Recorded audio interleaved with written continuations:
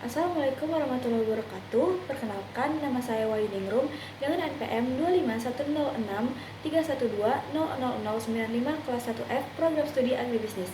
Pada kesempatan ini, saya akan mempresentasikan karya ilmiah saya yang berjudul Strategi Optimalisasi Pertanian Hidroponik Terpadu Berbasis Smart Farming sebagai solusi terhadap penyempitan lahan sawah akibat alih fungsi tanah di Desa Teluk Jambe Timur, Kabupaten Karawang. Saya akan membahas judul dari karya ilmiah saya terlebih dahulu.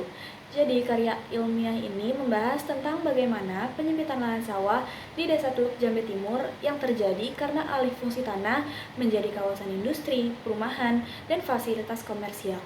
Kondisi ini menyebabkan menurunnya produksi pangan dan berpengaruh pada kesejahteraan petani. Nah, sebagai alternatif solusi, penelitian ini mengkaji penerapan pertanian hidroponik terpadu berbasis smart farming, yaitu sistem budidaya yang dapat dilakukan di lahan yang sempit, menghemat air, serta dikendalikan menggunakan teknologi sensor atau IoT. Dengan pendekatan ini, diharapkan masyarakat desa tetap dapat memproduksi pangan secara berkelanjutan meskipun lahan sawahnya semakin menyusut. Dalam penelitian ini, saya menggunakan beberapa sumber teori. Izinkan saya menjelaskan teori-teori ini dengan singkat. Jadi menurut Nuraini, Suryadi, dan Kendarto di tahun 2021, alih fungsi lahan sawah adalah perubahan penggunaan lahan sawah menjadi lahan non-sawah atau lahan terbangun sehingga mengurangi luas lahan produktif. Kondisi ini umumnya dipicu oleh pembangunan industri, perumahan, maupun fasilitas komersial lainnya. Sementara itu, Alinda, Setiawan, dan Sudrajat pada tahun 2021 mengemukakan bahwa konversi lahan merupakan perubahan sebagian atau seluruh kawasan dari fungsi awal menjadi fungsi baru yang berpotensi menimbulkan dampak negatif terhadap lingkungan, serta menurunkan potensi lahan pertanian. Selanjutnya saya akan menjelaskan penjelasan tentang hakikat alih fungsi lahan. Di tahun 2021, Wirata menyatakan bahwa alih fungsi lahan adalah proses yang tidak hanya mengubah bentuk ruang, tetapi juga mengubah nilai ekonomi, sosial, dan budaya masyarakat yang bergantung pada lahan tersebut. Selain itu, Handayani di tahun 2018 menegaskan bahwa lahan sawah memiliki fungsi lebih dari sekedar sumber produksi pangan, melainkan juga ruang sosial komunitas, pedesaan, sehingga konversi lahan dapat mengubah struktur kehidupan masyarakat di daerah tersebut. Selanjutnya, saya akan menjelaskan juga pertanian hidroponik terpadu. Menurut Santoso dan kawan-kawan, di tahun 2022, pertanian hidroponik terpadu merupakan sistem budidaya tanaman tanpa media tanah dengan memanfaatkan larutan nutrisi yang terukur. Sistem ini juga sering diintegrasikan dengan aquaculture atau pemanfaatan ulang air untuk meningkatkan efisiensi.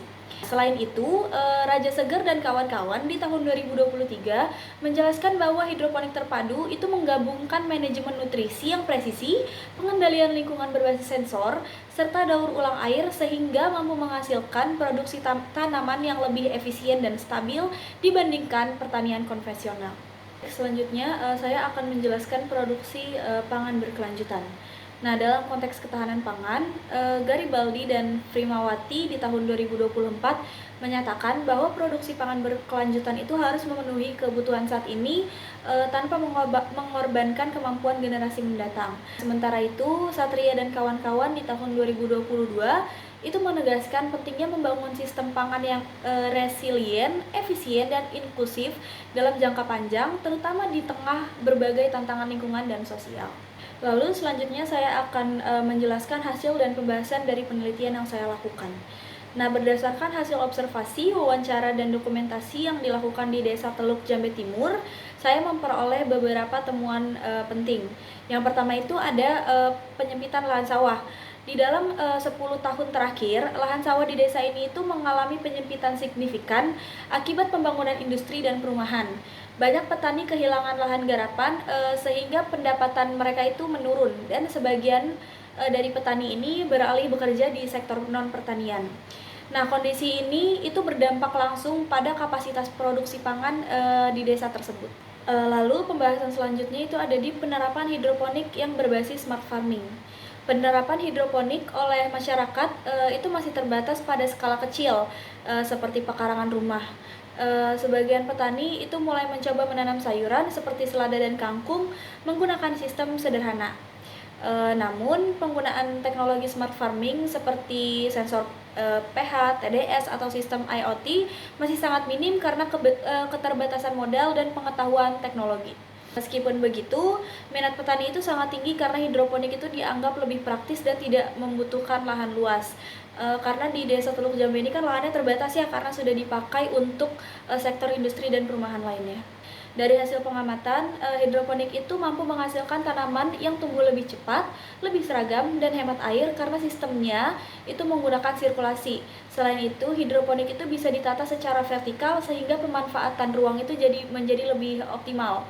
Nah, sistem ini cocok untuk kondisi desa yang lahan pertaniannya itu semakin sempit.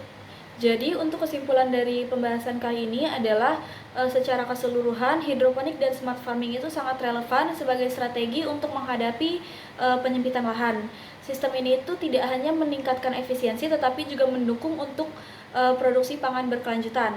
Namun keberhasilan implementasinya memerlukan dukungan dari pemerintah desa, perguruan tinggi, dan lembaga-lembaga terkait lainnya. Demikian pemaparan karya ilmiah saya mengenai strategi optimalisasi pertanian hidroponik terpadu berbasis smart farming.